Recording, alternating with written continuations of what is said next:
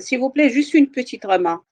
Vous savez que ce type du coût historique, presque ça n'existe qu'au Maroc, parce que dans les normes IFRS, nous avons ce qu'on appelle la juste valeur, c'est-à-dire à la fin de chaque année, les éléments d'actifs et de passifs et doivent figurer à leur juste valeur. Donc, c'est la raison pour laquelle, au Maroc, nous avons développé une dérogation. Cette dérogation, c'est pour faire face à ce principe.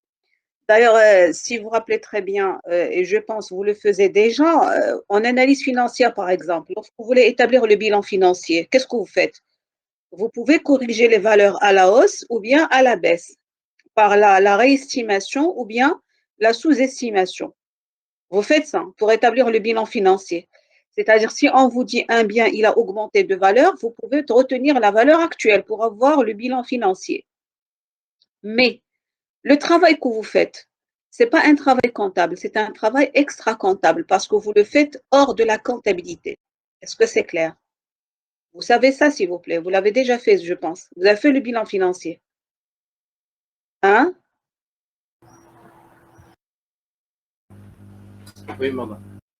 Voilà, c'est-à-dire pour passer du bilan comptable au bilan financier, vous pouvez faire des retraitements, c'est-à-dire vous Des corrigez des valeurs reclassements. à la Des hausse. reclassements. Non, soit des reclassements, c'est les reclassements, c'est-à-dire vous reclassez dans c'est-à-dire soit dans l'actif, soit dans le passif, soit vous faites des retraitements lorsque la valeur de l'actif augmente, vous augmentez les capitaux propres. Lorsque la valeur de l'actif diminue, vous diminuez les capitaux propres, parce que les capitaux propres, sont la contrepartie de l'actif. D'accord? Mais ce travail, c'est un travail extra-comptable. La comptabilité, c'est qu'au niveau de la comptabilité, normalement, on n'a pas le principe de changer la valeur des immobilisations ou bien de l'actif du bilan et même parfois du passif du bilan. Donc, la dérogation, qu'est-ce que vous allez comprendre? C'est que lorsque je vais déroger à ce principe, je dois savoir quand l'entreprise peut changer la valeur d'un actif au bilan. Très bien. Donc, s'il vous plaît, retenez bien ce que je dis. À partir de l'année 2002, la réévaluation au Maroc est devenue libre. Qu'est-ce que ça veut dire la réévaluation? La réévaluation, c'est le fait d'augmenter une valeur d'un actif, mais de manière comptable. Exemple. Notez cet exemple avec moi, s'il vous plaît. Notez cet exemple. Soit un terrain acquis le A1 2005 pour une valeur de 20 000 dirhams. C'est un exemple simple. Donc, soit un terrain acquis le A1 2005 pour une valeur de 20 000 dirhams. Règlement par chèque. Très bien. Donc, à la date d'acquisition, le A1, qu'est-ce qu'on va passer comme écriture? On va débiter le compte terrain de 20 000 et on va créditer compte banque de 20 000. Vous suivez avec moi. Donc, ça veut dire le terrain figuré dans le bilan pour une valeur de 20 000. Jusqu'ici, c'est bon.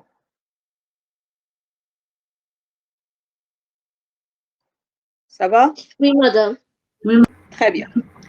Je vais prendre, par exemple, le 31/12/2020.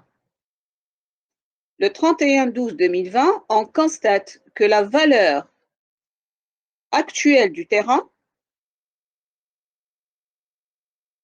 est égale à 200 000, c'est-à-dire sa valeur s'est multipliée par 10. La valeur actuelle du terrain, c'est 200 000. Vous suivez avec moi. Normalement, si on applique le coût historique, je n'ai pas le droit de changer la valeur du terrain.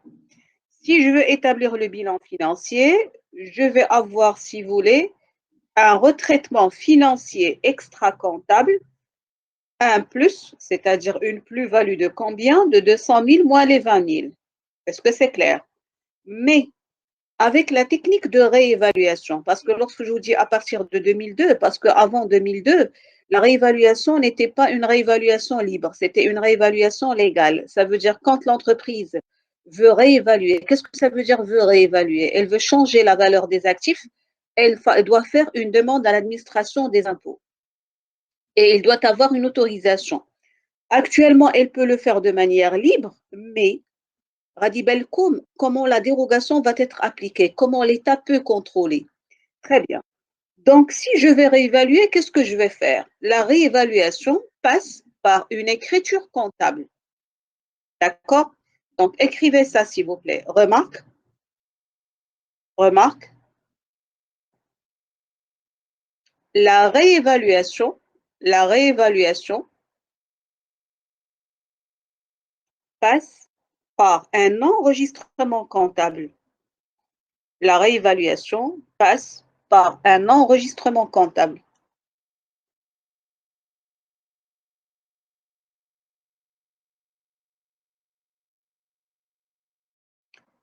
Très bien. Donc, je vais revenir au terrain. À la date du 31/12/2020, normalement, la valeur des terrains passe à 200 000. Or, on l'avait enregistré à 20 000. Pour arriver à 200 000 comme solde, combien je dois ajouter? Donc, je répète. 180 000. Très bien. On va ajouter 180 000. Finalement, la valeur totale du terrain, c'est 200 000. Donc, j'ai réévalué le terrain. Mais la contrepartie, c'est quoi? Si vous regardez dans le passif, vous avez un compte dans la classe 1 qui s'appelle écart de réévaluation. Regardez bien, c'est un élément de capitaux propres. C'est-à-dire, on va faire augmenter le patrimoine. Donc, écart de réévaluation va être crédité de 180 000. Est-ce que vous suivez avec moi? Donc, je répète les écritures. Vous les notez, s'il vous plaît. Le 1/1/2005, on a un terrain débité à 20 000 et la banque créditée de 20 000. Pour le 31/12/2020, on a retenu la réévaluation. C'est un choix de l'entreprise. C'est-à-dire l'entreprise a décidé de réévaluer. Elle a le droit, par dérogation au principe du coût historique. C'est-à-dire c'est une dérogation autorisée par la loi. Mais la contrepartie de cette réévaluation, c'est l'écart de réévaluation. Or, ici, nous avons, je dirais, s'il vous plaît, je n'ai pas encore partagé l'écran. C'est-à-dire ça, si vous voulez, je fais avec vous la révision des principes comptables pour pouvoir terminer la suite de l'audit. Est-ce que c'est clair? يعني هادشي تندير معاكم دابا, c'est extra. Normalement, il faut le savoir, mais bon, je sais très bien que vous n'avez pas fait assez les principes comptables, c'est pourquoi je le refais.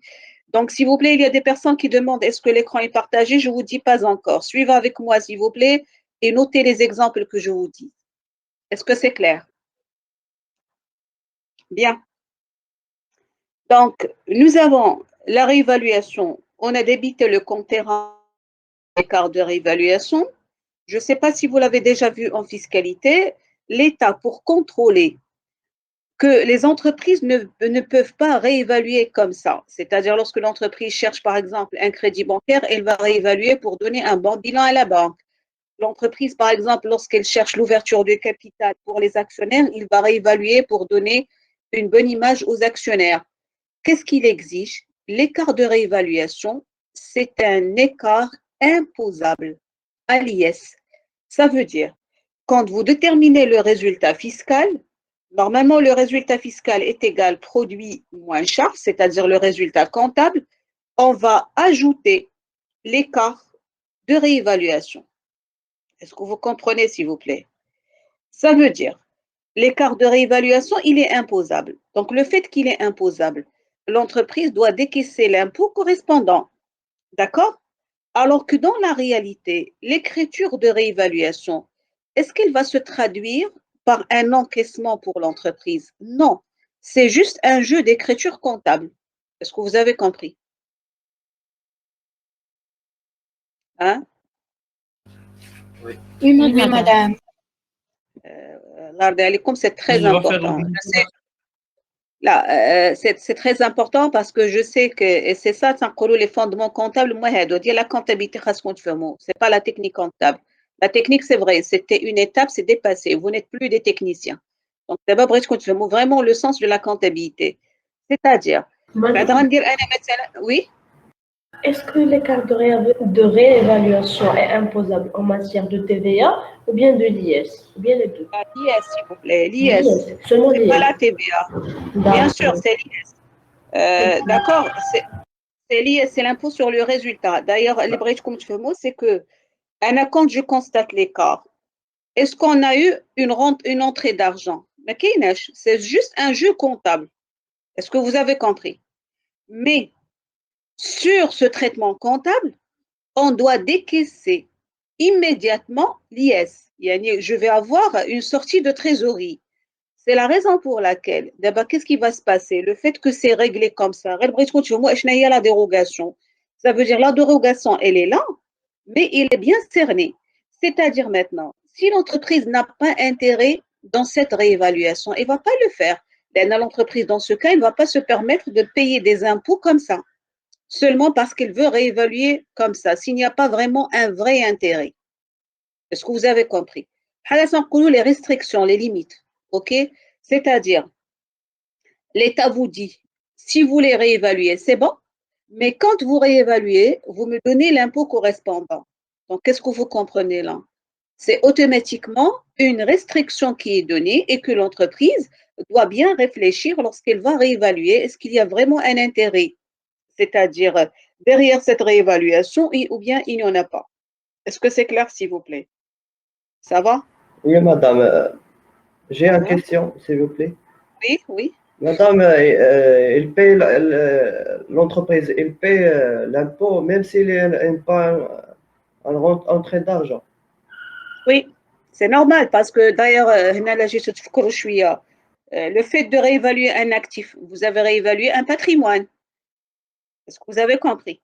Normalement, quand vous réévaluez un patrimoine, c'est que vous cherchez à avoir un avantage potentiel. D'accord? Et dans ce cas, c'est une manière de restriction parce que supposons que quand il y a de l'imposition de l'écart, qu'est-ce qui va se passer? Les entreprises vont réévaluer à tort et à travers. Et dans ce cas, la comptabilité ne va pas vraiment refléter l'image fidèle qui est la finalité de la compta générale. Est-ce que vous avez compris? Oui, oui, D'ailleurs, oui, moi, madame. j'ai simplifié la chose. Mais dans la réalité, comment je vais réévaluer? Normalement, on doit avoir des commissaires aux apports pour savoir quelle est la valeur réelle de réévaluation. C'est-à-dire, je ne dois pas avoir une réévaluation arbitraire. Je vous donne un exemple très simple. Supposons que l'entreprise, elle a réévalué d'elle-même. L'auditeur, lorsqu'il va venir pour auditer la comptabilité, il peut constater qu'il y a des valeurs au niveau de l'actif qui sont trop exagérées par rapport à la norme. Par exemple, le terrain leader sur l'entreprise de 100 000, il se peut que l'auditeur, parce qu'il y a ce qu'on appelle une grille de référence, que l'auditeur constate que ce terrain ne vaut que 100 000. Donc, ça veut dire là, on est en situation d'irrégularité comptable. Est-ce que vous avez compris? Hein? Oui, oui, madame, merci. Merci beaucoup. Très bien. C'est bon pour les autres? Ça va? Donc voilà, pour vous dire, s'il vous plaît, Nara, je tiens à vous dire que j'essaie de simplifier normalement, mais s'il vous plaît, je vous invite tous à regarder ça en détail, c'est-à-dire là, j'assurerai le cours général de normalisation comptable. S'il vous plaît, là, elle est téléchargeable sur Internet. Alors, vous pouvez comprendre bien ces principes d'avantage. Et ça, c'est très important pour les gens qui veulent continuer dans ce domaine. D'accord? Surtout le domaine d'audit ou bien c'est-à-dire l'expertise comptable, ce que vous voulez. Très bien. Donc, ce deuxième principe, je répète, de coût historique, d'ailleurs, c'est un principe qui est critiqué parce que vous savez qu'avec les normes IFRS, le fait qu'on a la juste valeur, le principe n'existe plus maintenant.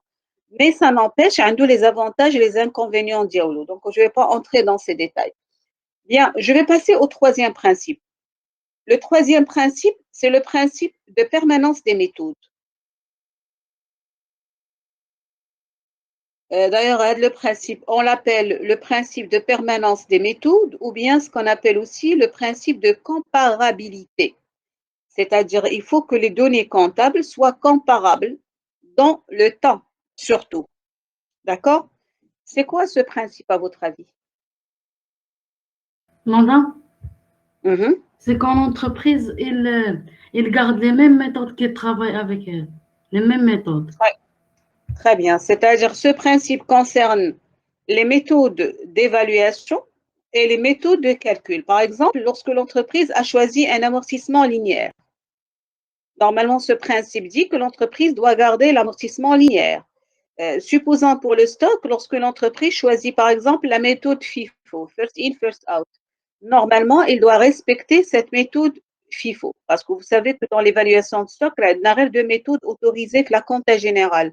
La méthode FIFO, vous la connaissez, je pense, First In, First Out, et vous avez la méthode CMUP, le coût moyen unitaire pondéré. Ça, ça Oui, hein? madame. Oui, madame. Très bien. Donc, lorsqu'on parle de principe de méthode, c'est-à-dire dans un but de faciliter la comparaison dans le temps, yani باش يكونوا عندي les données comparables dans le temps, par exemple, si vous vous rappelez très bien au niveau de l'analyse financière, c'est-à-dire que parfois le bilan des 4 derniers exercices, ou là le CPC des 4 derniers exercices pour analyser l'évolution. Bien sûr, quand l'entreprise, chaque année, elle change de méthode, je ne pourrais pas comparer les informations. Parce que dans ce cas, la différence des valeurs, elle provient d'où? Elle provient d'une différence d'utilisation de méthode. Est-ce que c'est clair? Mais lorsque j'utilise la même méthode, dans ce cas, je peux comparer. Bien. Mais ce principe, là aussi, nous avons une dérogation. Je vous donne un exemple très simple. Si je prends le cas de la méthode FIFO, First In, First Out, normalement, cette méthode se caractérise par quoi? C'est-à-dire, s'il vous plaît, d'ailleurs, la permanence de méthode, ça concerne aussi l'espace. On a comme un exemple très simple. Si l'entreprise a choisi de pratiquer la méthode FIFO, elle doit le faire pour toutes les sorties du stock. Aussi, elle doit la retenir pour les titres, les actions. Lorsqu'elle va vendre les actions, elle va choisir la méthode FIFO aussi. Quelle est la caractéristique de la méthode FIFO? La méthode FIFO, First In, First Out, dans le cas de hausse des prix, il nous permet de faire sortir, c'est-à-dire des lots qui ont la valeur la moins élevée. C'est-à-dire les valeurs anciennes sont les moins élevées. Ce qui fait la méthode FIFO, c'est atteindre le coût de sortie le plus faible et donc le résultat le plus élevé. L'impôt va être plus élevé et distribution des dividendes va être plus élevée. Dans un environnement qui est inflationniste, la méthode FIFO, qu'est-ce qu'il fait? Elle va porter préjudice à l'entreprise. Donc, supposons que moi je pratique FIFO, mais je constate qu'il y a l'inflation. L'entreprise, dans ce cas, elle peut décider de changer par la méthode CMUP. La méthode CMUP, on calcule le coût moyen. Donc, c'est une méthode qui nous permet de lisser la variation des prix, c'est-à-dire prendre en considération soit l'inflation, soit la déflation. C'est-à-dire la dérogation. Quand l'entreprise voit un intérêt de changer de méthode, elle peut le faire à condition de mentionner ce changement dans l'éthique, l'état des informations complémentaires. Est-ce que vous avez compris? Je vous donne un autre exemple. Supposons que l'entreprise pratique l'amortissement linéaire, mais lorsqu'il a fait beaucoup d'acquisitions, elle constate qu'il a intérêt à pratiquer le dégressif. Quel est l'intérêt du dégressif? C'est que pour les premières annuités, je peux récupérer plus rapidement la valeur. C'est ce qu'on dit, la capacité d'autofinancement, donc, dans ce cas, l'entreprise, qu'est-ce qu'elle va dire? Elle a le droit de changer vers le dégressif, mais tout simplement, elle doit le mentionner dans l'éthique et justifier le choix. C'est-à-dire, le choix doit être justifié. Pourquoi j'ai changé de méthode? Donc, le principe, c'est quoi? C'est que l'entreprise doit respecter les mêmes méthodes d'évaluation, c'est-à-dire au cours des exercices, mais elle peut changer de méthode, seulement elle doit le justifier dans l'éthique. Voilà la dérogation. Est-ce que vous avez compris, s'il vous plaît? Oui, madame. Ça va? Très bien. Je vais passer au quatrième principe. Quatrième principe, pardon? Le quatrième principe, c'est la spécialisation de l'exercice. Très bien. Principe de spécialisation des exercices. ou bien d'autonomie, ou bien d'indépendance. C'est la même appellation. Donc, ce principe de spécialisation des exercices, normalement, qu'est-ce qu'il édicte? Que l'entreprise, pour chaque exercice comptable de 12 mois d'activité, parce qu'un exercice comptable, c'est 12 mois d'activité. S'il vous plaît, ce qu'il faut retenir, ce n'est pas toujours du 1-1 ou 31-12. Ça dépend des cas. Je peux commencer un exercice le 1-4 et je le termine le 31-3, par exemple. D'accord? Donc, retenez bien ça, s'il vous plaît, parce que parfois, vous avez des confusions. Lorsqu'on vous dit c'est quoi un exercice comptable, normalement, c'est 12 mois d'activité. Mais seulement pour des raisons pédagogiques, par exemple, toujours l'exercice comptable, ça commence le 1-1 et se termine le 31-12. Et même dans la pratique, parfois, on préfère ça. Pourquoi? Pour faire coïncider l'exercice comptable avec l'année civile et surtout pour un but fiscal. La fiscalité se paye en fonction de l'année civile. Pourquoi? Parce que si on n'a pas le 1-1, le 31-12, on doit faire des retraitements fiscaux d'ailleurs, mais il y en a des entreprises qui l'ont, faisant bien sûr la saisonnalité de l'activité de l'entreprise. Très bien. Donc, le principe, c'est-à-dire tout exercice comptable de 12 mois d'activité ne doit comporter que les charges et les produits qui le concernent et qui le concernent seul. C'est-à-dire, s'il y a une charge engagée au cours de cet exercice, mais qui concerne l'exercice suivant, elle doit être annulée. C'est ce qu'on appelle les charges constatées d'avance. S'il y a un produit que nous avons constaté au cours de l'exercice, mais qui concerne l'exercice suivant, il faut l'annuler. C'est ce qu'on appelle les produits constatés d'avance. Si nous avons une charge qui concerne l'exercice, mais qui n'a pas encore été enregistrée, faute de pièce justificative, c'est une charge à payer. Et si nous avons un produit qui concerne l'exercice, mais que nous n'avons pas enregistré faute de pièce justificative, c'est un produit à recevoir. Finalement, qu'est-ce que vous constatez? Vous constatez que le principe, c'est lui qui édicte les travaux de régularisation des comptes de charges et de produits. Est-ce que c'est clair?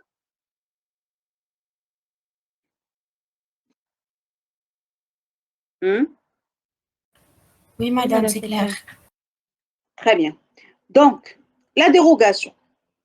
La dérogation, on va se poser la question, quand est-ce que l'entreprise, par exemple, elle peut dépasser 12 mois d'activité? Juste un petit exemple très simple. D'ailleurs, je vais essayer de le simplifier au maximum. Normalement, les états de synthèse, ils s'établissent quand? Le 31-12. OK? Très bien. Supposons que nous avons établi le CPC et nous avons établi un bilan le 31-12. Mais vous savez, la date de dépôt des documents de synthèse ou bien de publication des documents de synthèse, elle peut aller jusqu'au 31-3 de l'année N+1. Vous savez ça.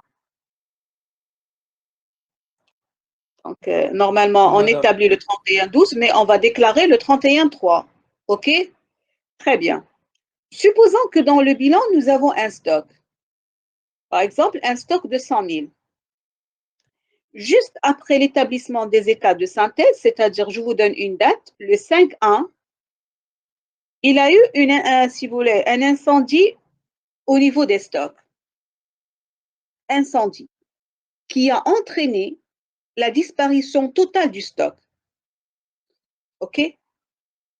Donc, incendie qui a entraîné une détérioration totale du stock. Donc, la valeur au bilan de 100 000, elle va revenir combien?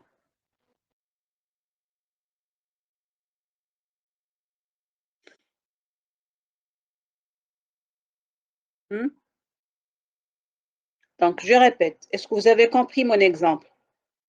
Nous avons établi le bilan le 31-12. Juste après 3 jours ou 4 jours, le 5-1, on a eu incendie. Incendie dans le stock qui a détérioré tout le stock. Donc, la valeur devient combien? 0, madame. Très bien, 0.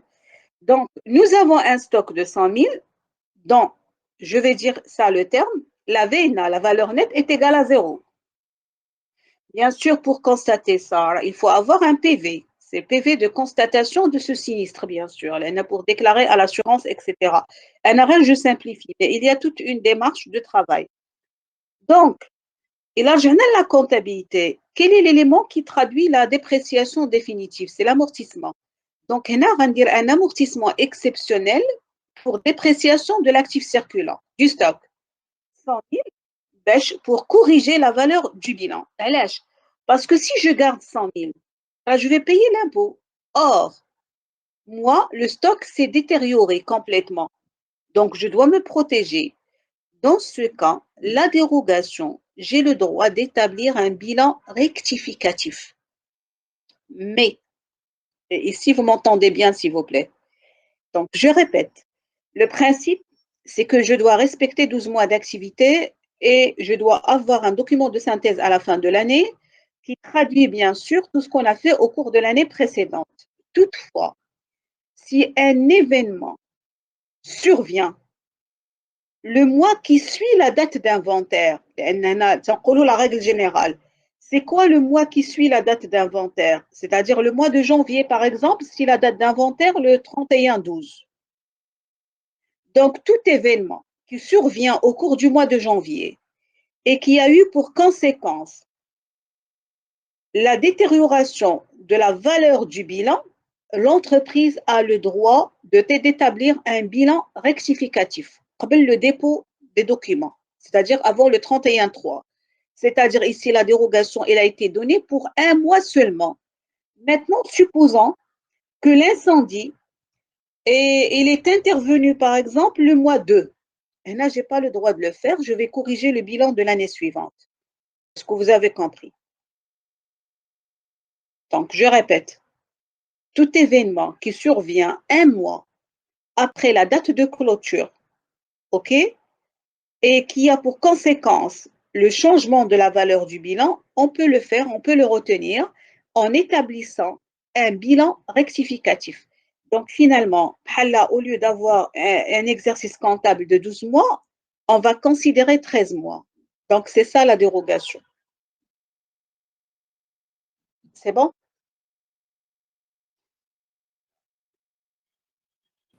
Oui, madame. Madame, dans l'année suivante, Mhm. ne peut rien faire concernant Bien cet sûr, incendie. ça fait l'année suivante, ça y est, elle a normalement la démarche. Il faut de la traçabilité. C'est-à-dire, normalement, pour pouvoir le faire, l'entreprise doit avoir un PV, normalement, de constatation du sinistre. D'accord? Elle doit déclarer ça à l'assurance. Et pour qu'elle soit indemnisée, ça veut dire on a eu un rapport d'expertise de l'assurance. Est-ce que vous avez compris? D'accord? Donc, l'année suivante, puisque le stock c'est devenu zéro, ça y est, on va terminer avec la nouvelle valeur de zéro en stock jusqu'à une régularisation ultérieure. D'accord? Parce que ici, le problème qui va se poser, si on a eu vraiment cette détérioration, je continue avec une valeur patrimoniale de 100 000. Bien sûr, ce n'est pas correct parce que je risque de payer l'impôt là-dessus. Parce que maintenant, elle a le résultat fiscal, c'est le produit moins charge. Il a il y a l'actif moins le passif. Je dois constater la perte par une charge. Dans ce cas, si je constate la perte de 100 000, la perte, elle est déductible fiscalement. Est-ce que c'est clair? Oui, oui, madame. Hein? Voilà, c'est-à-dire là tout un schéma normalement. D'ailleurs, c'est pourquoi je vous avais dit que lorsque je parle de l'audit, c'est une matière de synthèse. Là, les matières, les modules, c'est comme le contrôle de gestion. Mais si c'est par exemple une matière qui est bien cadrée, là, je sais que c'est pas évident parce que c'est-à-dire qu'une chose la technicité ou d'abord pour le S6, surtout gestion, c'est-à-dire vous allez étudier les modules, donc ça demande un petit effort de votre part. Mais si vous suivez, là, vous n'aurez aucun problème, s'il vous plaît. D'accord?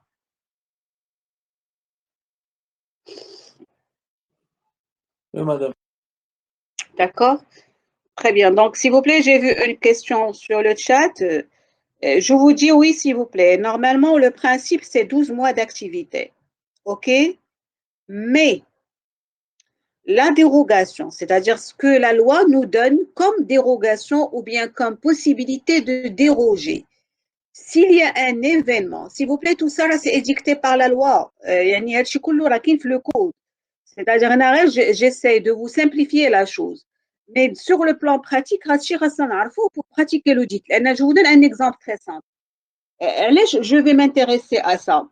Supposons que l'auditeur, par exemple, lorsqu'il fait l'audit de la comptabilité, il constate que l'entreprise, elle avait modifié une valeur dans le bilan. Il avait modifié le mois 1, le mois de janvier. Donc, l'auditeur, est-ce qu'il va dire ça, c'est une irrégularité comptable? Non. Tout d'abord, il doit vérifier est-ce que cette modification, elle entre dans la dérogation autorisée par la loi. C'est-à-dire, est-ce que cette modification, c'est suite à une détérioration? S'il vous plaît, ça me lorsque il y a la détérioration, mais si il y a un événement qui est à la valeur du bilan, quand la valeur du bilan est là, je n'ai pas intérêt à le faire. Est-ce que vous avez compris? Bien sûr, je le ferai l'année suivante. Mais si l'auditeur constate que la valeur a changé, qu'est-ce qu'il va chercher? Il va chercher pourquoi l'entreprise a changé la valeur. S'il constate qu'il y a une documentation spécifique, c'est-à-dire l'entreprise a par exemple le PV de constatation du sinistre, a le rapport d'expertise de l'assurance par exemple, dans ce cas, l'auditeur va dire que cette opération est correcte. Par contre, si l'auditeur constate que l'entreprise a changé à la valeur à la baisse, sans aucun justificatif, et là, attention, l'auditeur va dire que la comptabilité n'est pas conforme. Est-ce que vous avez compris? Et l'auditeur, il audite en fonction de ça. C'est ça l'audit comptable et financier. On dit la comptabilité qui s'applique par ces principes comptables, je dois connaître les dérogations aussi. Et quand je pratique l'audit, je fais juste un contrôle de conformité. C'est la première étape.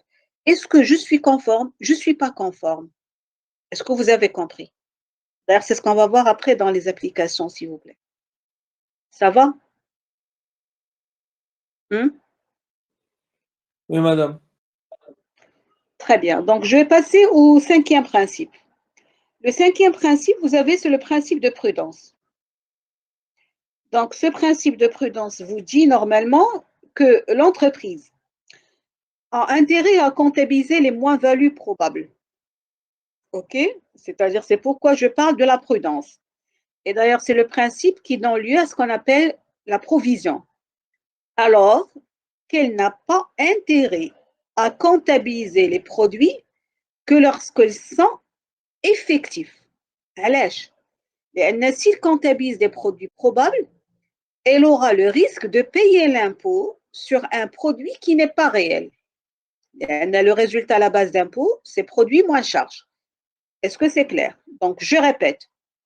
Principe de prudence.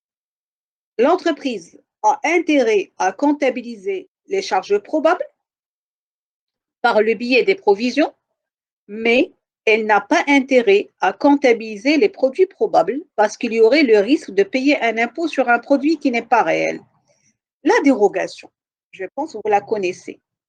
Autrement dit, donnez-moi un produit probable qu'on comptabilise. Je chauffe la fiscalité, je pense. Les écarts de conversion passifs. Très bien, parfait. Est-ce que vous connaissez tout ça? On rentre dans ma Parce que chambre. l'écart... Échange. Hein? Oui, madame. Voilà, On le parce que connaît. l'écart de conversion passif, normalement, on le constate lorsqu'il y a une augmentation des créances ou bien une diminution de dette. Mais c'est probable. Est-ce que vous avez compris? Donc, l'écart de conversion passif, c'est une dérogation au principe de prudence. Là aussi, vous allez comprendre. Normalement, l'écart de conversion passif, il est imposable. Vous l'avez vu en fiscalité. Il est imposable Oui. de manière Madame. extra-comptable. Oui. Voilà. Donc là aussi, le fait qu'il soit imposable, c'est une limite de la dérogation. Ça veut dire quoi? Ça veut dire l'État vous dit, le fait que les charges probables sont déductibles, les produits probables, si vous les comptabilisez, ils sont imposables. Très bien. Seulement, qu'est-ce que vous faites? Vous allez ajouter l'écart de conversion passif dans l'exercice en cours. Si par exemple le paiement se fait l'exercice suivant, qu'est-ce que vous aurez? Vous aurez soit une perte de change, soit un gain de change. Donc, soit vous aurez la déductibilité de la perte, soit l'imposition du gain, et donc vous allez retrancher l'écart pour éviter la double fiscalisation ou bien la double imposition. Vous allez éliminer l'écart l'année d'après. Donc, la règle que vous avez est la suivante. Je vais l'ajouter en année N, l'année de sa constatation, et je le retranche l'année N plus 1. C'est ce qu'on vous a dit. C'est ça? Oui, madame. Donc, très bien. Donc, c'est ça le retraitement fiscal et c'est ça la dérogation. Bien. Donc, je vais passer au 6e principe. C'est ce qu'on appelle le principe de clarté.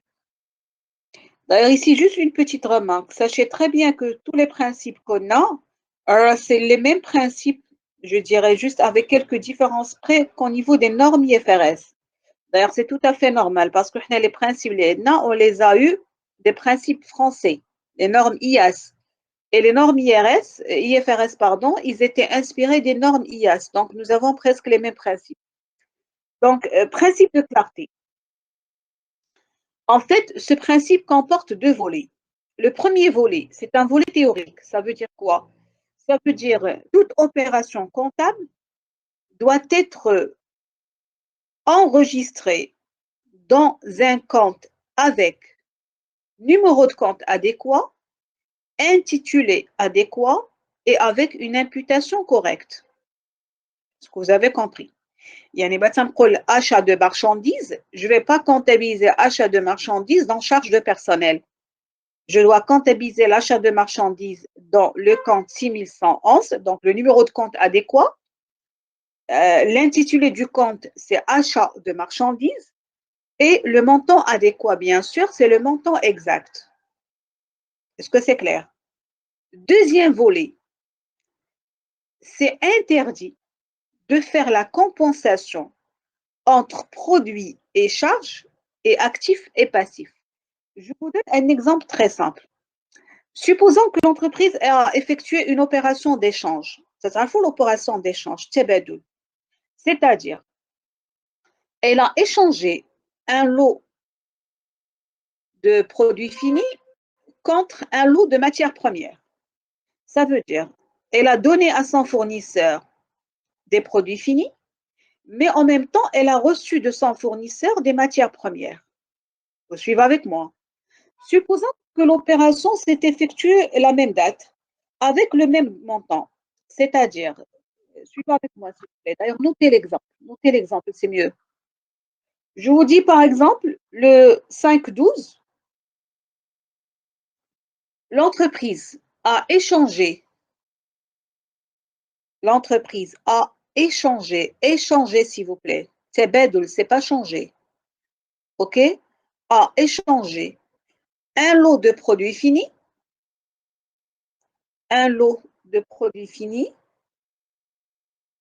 contre un lot de matières premières avec son fournisseur, un lot de produits finis contre un lot de matières premières avec son fournisseur d'une valeur de 10 000.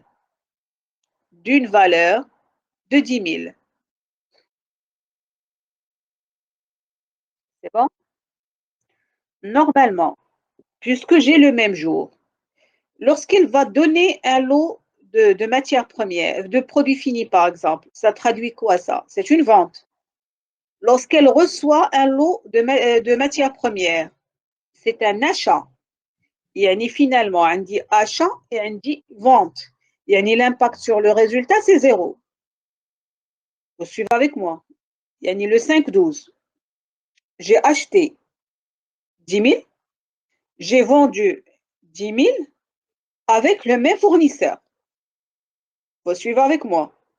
Donc, incidence comptable sur le résultat, c'est 0, puisque les charges, j'aurai 10 000 et dans les produits, j'aurai 10 000. OK? Normalement, on n'a pas le droit de faire la compensation.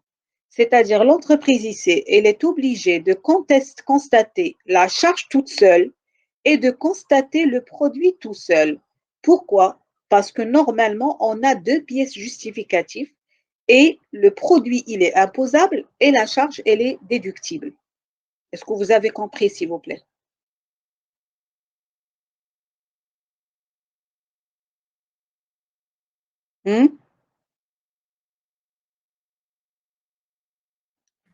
S'il vous plaît?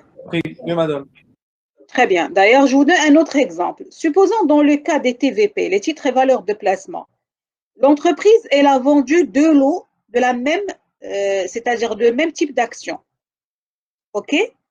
Sur un lot, elle a gagné et sur un lot, elle a perdu parce qu'il se peut que c'est-à-dire au cours du même jour, je peux gagner sur un lot vu les fluctuations des marchés et je peux perdre sur un lot. Je n'ai pas le droit de compenser. Je constate la plus-value toute seule et je constate la moins-value toute seule. Maintenant, la dérogation. Bon, la dérogation, mais sincèrement, même s'il y a cette dérogation, on ne l'utilise pas beaucoup. La dérogation, selon le Code général de normalisation comptable, qu'est-ce qu'il nous dit? L'entreprise n'a pas intérêt à compenser, sauf si les valeurs ne sont pas significatives. Qu'est-ce que ça veut dire? J'ai le droit de compenser les valeurs trop faibles, mais on ne connaît pas quel est le seuil. Il y a le risque, c'est un risque fiscal, mais du coup, le contrôle fiscal. C'est la raison pour laquelle, normalement, sur un lot, si je gagne 100 dirhams, sur un deuxième lot, on dit j'ai perdu 100 dirhams, je peux dire je peux compenser. Mais on dit toujours un risque. Lorsque l'État vous dit, lorsque les valeurs ne sont pas significatives et on ne connaît pas les seuils, on a un certain risque normalement d'avoir un redressement fiscal. L'État, lorsqu'il vous dit la charge ne doit pas être exagérée, mais il ne nous donne pas c'est quoi le seuil d'exagération. Est-ce que vous avez compris? Donc, il faut être vigilant. D'ailleurs, voilà, ça, c'est la seule, c'est la seule dérogation qui existe. Est-ce que vous avez compris? C'est-à-dire, si je récapitule, le principe de clarté comporte deux volets. Le premier volet, c'est un volet théorique, c'est que normalement, chaque opération comptable doit être enregistrée dans un compte avec un intitulé adéquat, un numéro de compte adéquat et avec le montant correct. Deuxième volet, il est interdit de faire la compensation entre un compte d'actifs et un compte de passifs, c'est-à-dire par exemple compenser entre une créance et une dette, ou bien entre un compte de charge et un compte de produit, seulement si les valeurs ne sont pas significatives. C'est ça la dérogation. Mais dans la réalité, dans la pratique, on l'applique presque jamais cette dérogation parce que nous avons un petit risque. On ne sait pas qu'est-ce que ça veut dire lorsqu'il n'y a pas une précision de valeur, donc l'entreprise peut courir un risque éventuel. Très bien. Donc, je passe au dernier principe comptable. Le dernier, c'est le principe d'importance significative. Qu'est-ce que ça veut dire, selon vous?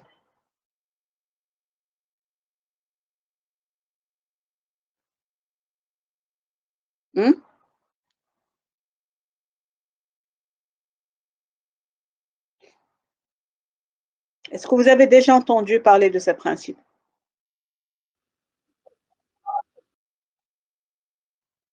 Oui, je vous écoute.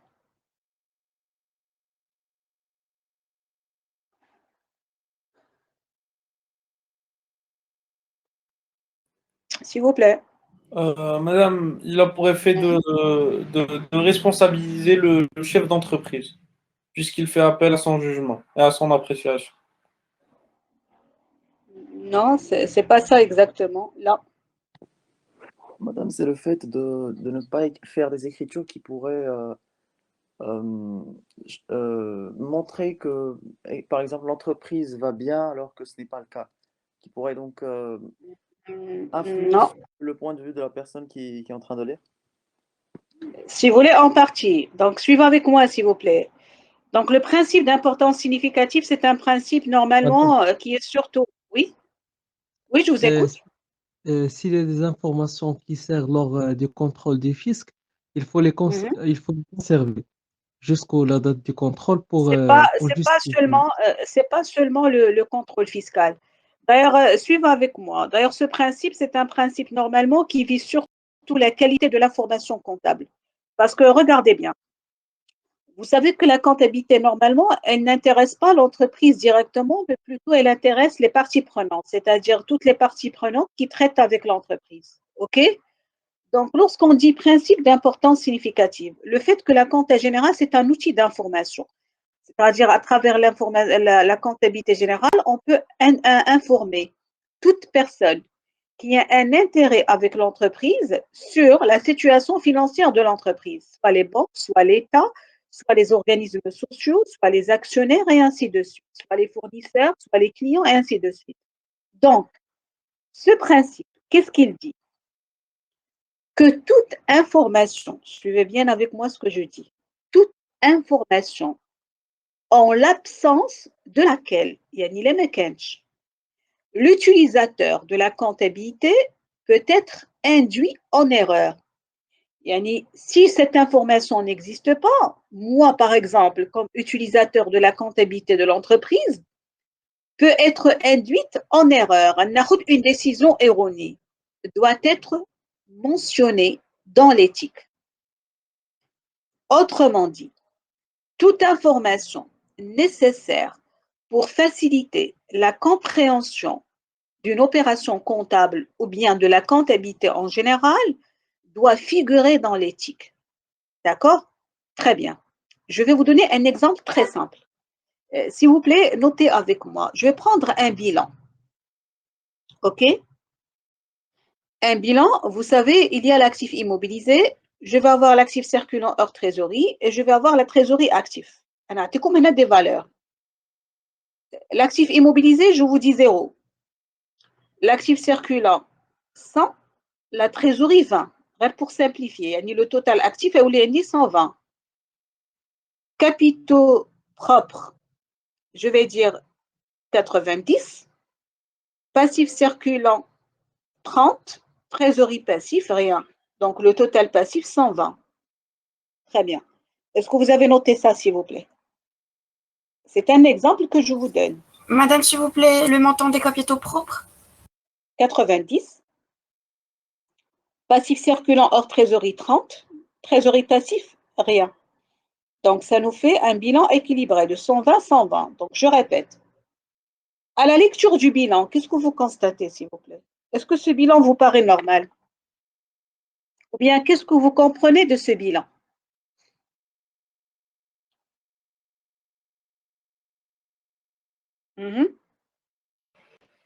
Madame, il n'est pas normal parce que déjà pour l'actif, on ne peut pas avoir des capitaux propres de 90 et un actif de 0, parce que les capitaux propres sont une ressource pour l'actif immobilisé.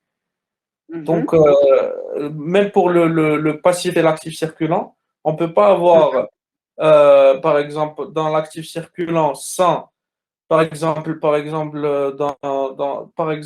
des créances et les dettes ne sont pas significatives.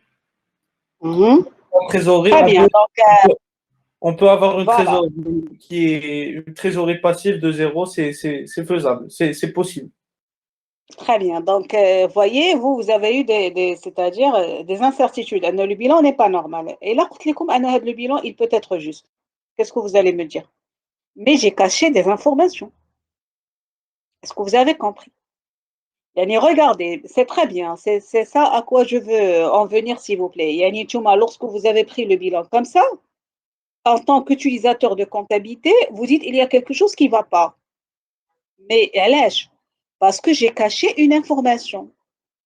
Si je vous ai donné l'information, vous n'allez pas être induit en erreur. Est-ce que vous avez compris? Très bien. S'il vous plaît, ça peut être dans quel cas un actif immobilisé égal à 0? Ou bien presque égal à 0? Dans quel cas? Réfléchissez bien. Madame, la liquidation partielle? Là. Non, parce que lorsque je liquide partiellement, je dois avoir un impact sur le passif. Non, c'est un bilan qui est établi en cours d'activité de l'entreprise. Ce n'est pas un bilan de liquidation. Réfléchissez bien.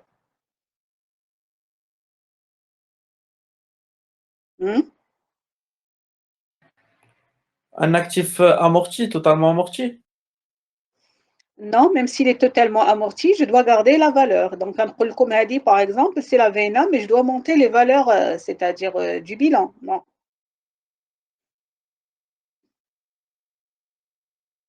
S'il vous plaît, lorsque l'entreprise elle a ses actifs par le biais de crédit bail, est-ce que les actifs vont apparaître sur le bilan? Non, madame. Très bien. Vous savez pourquoi? Parce que au niveau du Maroc, nous avons la propriété qui est un fait générateur d'apparition des éléments dans le bilan. C'est la propriété juridique. C'est-à-dire, tous les éléments au bilan doivent être à la propriété de l'entreprise. Or, si l'entreprise travaille, parce que vous savez actuellement au Maroc par exemple, nous avons un crédit bail immobilier et un crédit bail immobilier. يعني يقدر يكون عندي un local financé par crédit bail.